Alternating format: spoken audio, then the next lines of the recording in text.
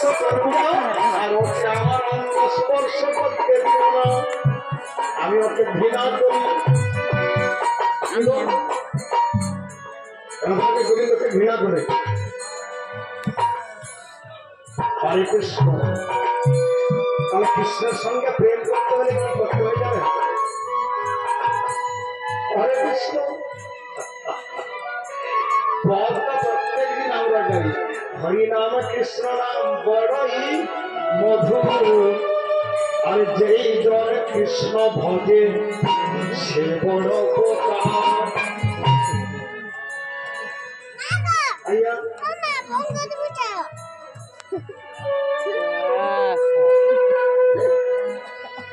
চতুর সত্যি চতুর মানে কি গো? চালা। তাহলে ভগবানের সঙ্গে মিলতে হলে চালাকি করতে। আচ্ছা চালাকি করতে গেলে সত্যি কথা বলা যাবে তো? হ্যাঁ বুঝে যাচ্ছে না মা? বুঝতে পারলে ভালো। আসলে কায়া শব্দ সবাইকে কামড় দিয়েছে,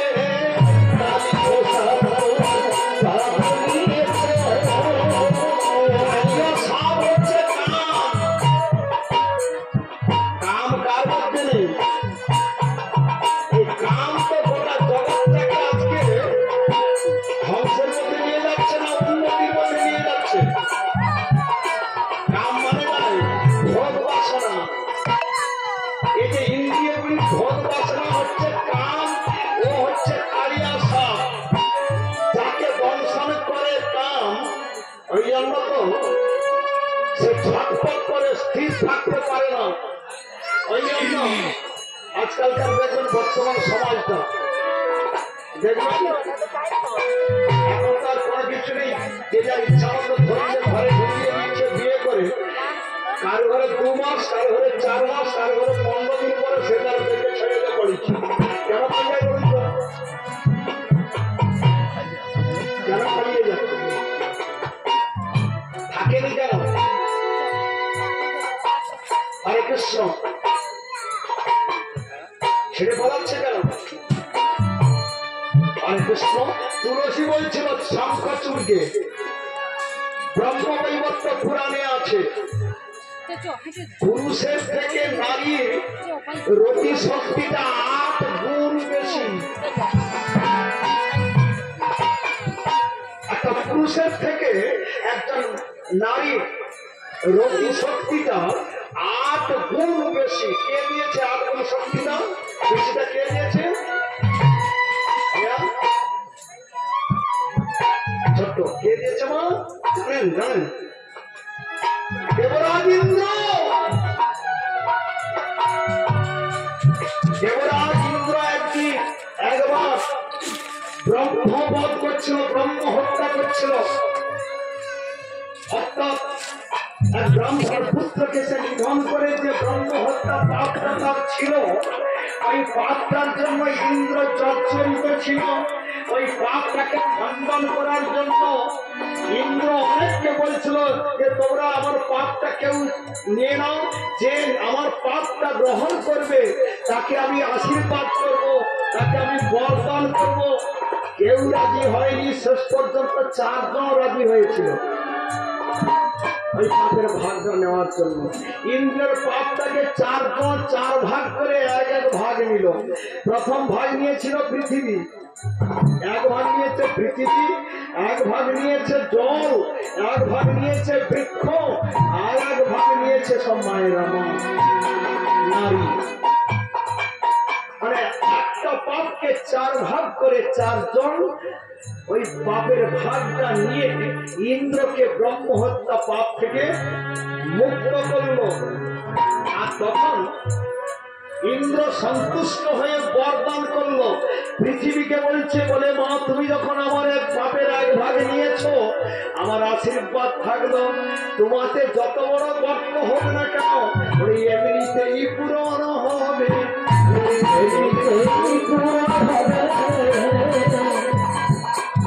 যত বড় গর্ত হোক মাটিতে, কয়েক পরে বছর কয়েক পরে দেখবেন পুকুর কাটা থেকে যেত, পুকুর কাটলে পুকুরটা যখন প্রথম কাটা হয় তারপরে বছর কয়েক পরে কি হয় কোথা থেকে ভরে বলুন তো? আরে কত বছর পুকুর কাটছিলি, এবছর আবার বাস্তবের সঙ্গে মিল করে দেখবেন। আর এক ভাগ পেয়েছে জল, জলকে আশীর্বাদ করছে তুমি যখন আমার পাপের এক ভাগ নিয়েছো, অতএব তুমি তুমি হবে জীবের জীবন, তোমাকে প্রাণ শক্তি থাকবে বেশি। কিছু না খেলেও আপাতত মানুষ জল খেলেও তবু কিছুদিন বা কিছুক্ষণ বাঁচতে পারবে, জলই জীবন। দুই তিন বৃক্ষকে বলছে তুমি যখন এক ভাগ নিয়েছ, তোমাকে কেটে দিলেও আবার অঙ্কুর হবে,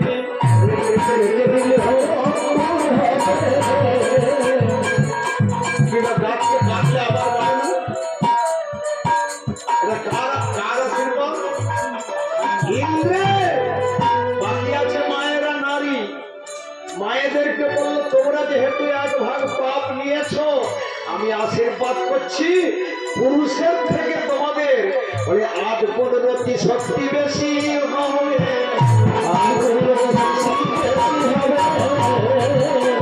পুরুষের থেকে নারীর 8 গুণ শক্তি বেশি।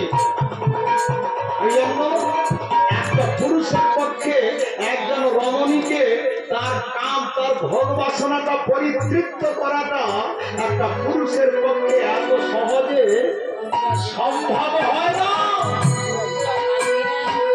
ওই জন্য পুরুষকে ক্রীড়া শিখতে হয়, যুদ্ধ বিদ্যাটা শিখতে হয়। তার কাছে শিখতে হবে। কৌরব আর পাণ্ডব যুদ্ধবিদ্যাটা শিখে যুদ্ধক্ষেত্রে গেছিল নাকি? তাদের উভয় পক্ষের গুরু কে ছিল? একজন ছিল না দুজন ছিল?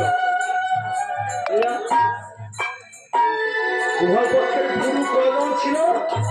একজন, দ্রোণাচার্য। আচ্ছা, আমরা যে দুটা পক্ষ, পুরুষ পক্ষ আর নারী পক্ষ, আমাদের দুজনের আমরা গুরু ধরছি কি? গুরু ধরছি, যুদ্ধবিদ্যা শিখছি। গুরুর কাছে গিয়ে যুদ্ধবিদ্যা শিখছি, অস্ত্র কিরকম চালনা করতে হয় যুদ্ধবিদ্যাও শিখিনি। এই জন্য শঙ্খচূড় আর তুলসী, জানেন তুলসী আর শঙ্খচূড় বলে নেই, ব্রহ্মবৈবর্ত পুরাণে আছে কেন নারীর মন জয় করা কষ্ট হয়, কেন নারী অল্পে সন্তুষ্ট হয় না।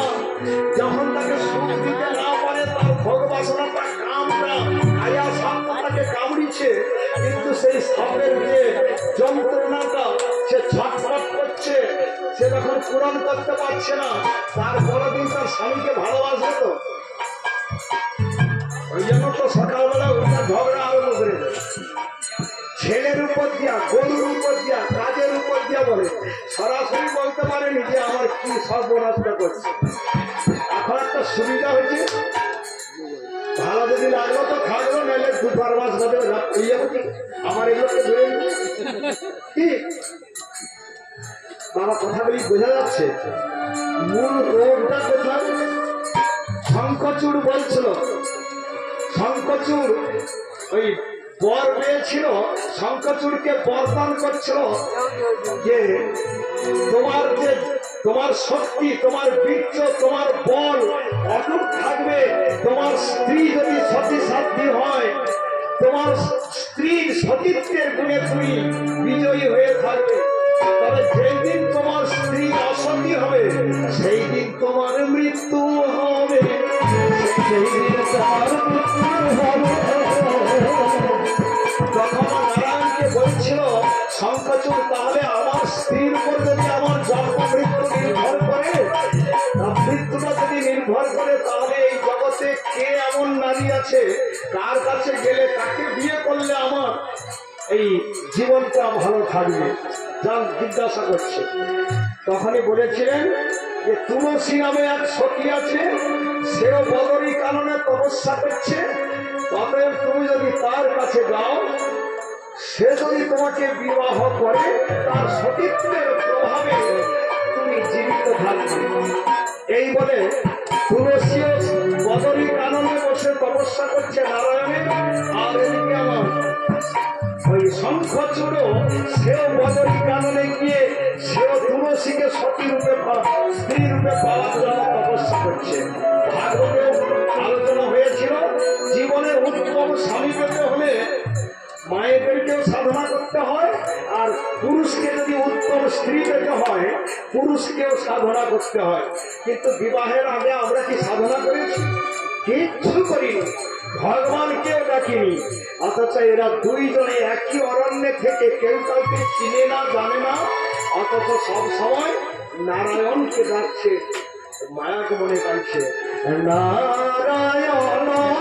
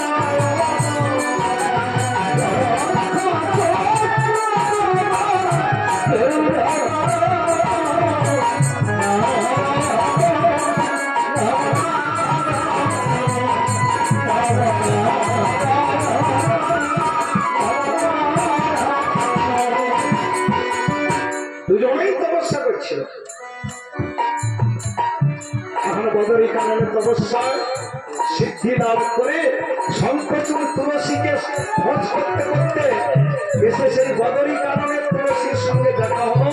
পাতার কুটিরে বসে জপ ধ্যান করত। শঙ্খচূড় এসে দেখলো তো অসামান্য রূপবতী লাবণ্যময়ী নারী, দেখতে অতীব সুন্দরী তুলসী। তার উচ্ছ্বাস রূপ যৌবনে দেখে আকৃষ্ট হয়ে ওই শঙ্খচূড় বলেছিল, কে তুমি নারী, একাকিনী এই অরণ্যে বাস করছো? তোমার এই উচ্ছল রূপ যৌবন আমাকে আকৃষ্ট করেছে, তবে তুমি তোমার পরিচয় দাও, কে তুমি? তখনই বললেন, আমি ধর্মধ্বজ রাজার কন্যা, আমি তুলসী, আমি বদরী কারণে এখানে তপস্যা করছি উত্তম স্বামী পাওয়ার জন্য। এই তুলসী, তাহলে আমিও তো তোমাকে অনুসন্ধান করছি, আমিও তো তোমাকে বিবাহ করলে আমার জীবনটা বেঁচে থাকবে, আমি আমার সহজে মৃত্যু হবে না তোমার সতীত্বের ফলে। সেইখানে তুলসী শঙ্খচূড়কে বলেছিল যে তুমি তো পুরুষ মানুষ, নারী চরিত্র তুমি জানো, তাহলে শোনো, আমিও নারী, তবু আমি নারী চরিত্রটা ব্যাখ্যা করছি, শোনো। তুমি তো আমার রূপ আর যৌবনটা, উচ্ছল যৌবনটা দেখে ভোগ বাসনায় উন্মাদ হয়ে বিয়ে করতে চাইছো, কিন্তু আমি নারী চরিত্রটা বলছি, শোনো। ওই আপাতত মনোরমা হয় নারী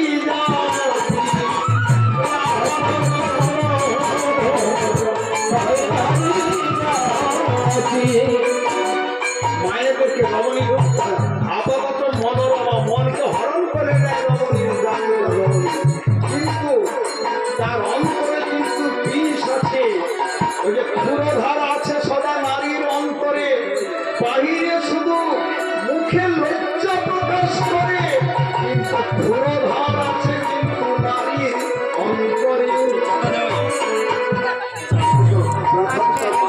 লজ্জা দেখায় আর ভিতরে কিন্তু ভগবাসনাটা প্রবল, মুখ ফুটে বলতে পারে না, ওই জন্য নারীকে অবলা বলে।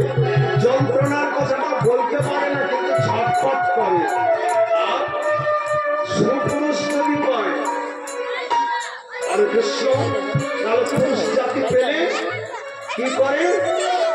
প্রথমে লজ্জায় করায় অবনত মস্তক দর্শন, কিন্তু গ্রাস করি ফেলে নারী পাইলে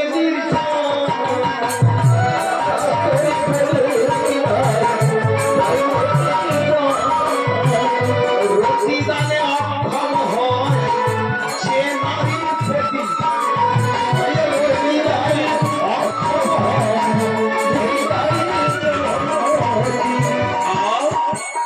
তাকে ঘৃণা করে তাকে ওই যে ঘৃণায় মুখ ফিরিয়ে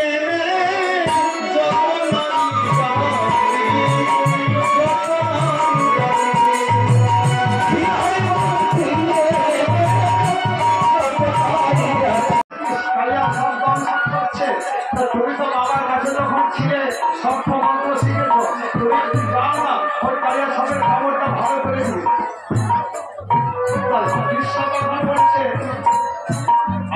আমি যাবো না, কেন যাবো না? আমরা হলাম বেদে নিয়ে